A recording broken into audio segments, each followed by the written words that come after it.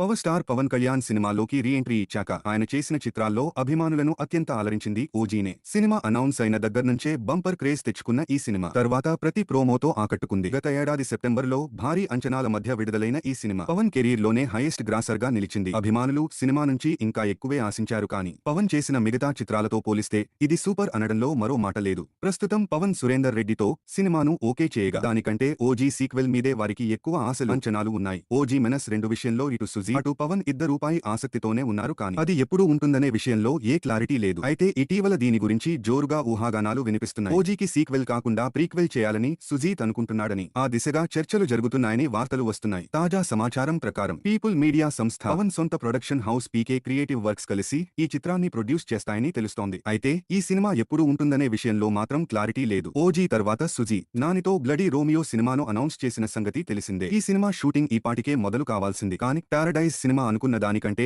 ఆలస్యం అవుతుండటంతో నాని ఇప్పుడిప్పుడే అందుబాటులోకి వచ్చే పరిస్థితి కనిపించడం లేదు. సమ్మర్ షూటింగ్ అంచనాతో బ్లడీ రోమియో స్క్రిప్ట్ను సుజీత్ ఇప్పటికే పూర్తి చేశాడు. ప్రస్తుతం అతను ఖాళీగా ఉన్నాడు. ఈ సమయాన్ని ఓజీ మెనస్ 2 కోసం వెచ్చిస్తున్నాడట సుజీ. అభిమానుల అంచనాలను అందుకునేలా ఈ స్క్రిప్ట్ను తీర్చిదిద్దే ప్రయత్నంలో అతను ఉన్నట్లు తెలుస్తోంది. ఈసారి కథ ఎక్కువగా జపాన్ నేపథ్యంలోనే నడుస్తుందని, సినిమాలో మిస్ అయిన టైం లైన్ ను ఇందులో చూపిస్తారని అంటున్నారు. సురేందర్ రెడ్డి చిత్రాన్ని పూర్తి చేశాక వచ్చే ఏడాది ఈ సినిమాను పవన్ మొదలుపెట్టే అవకాశముంది.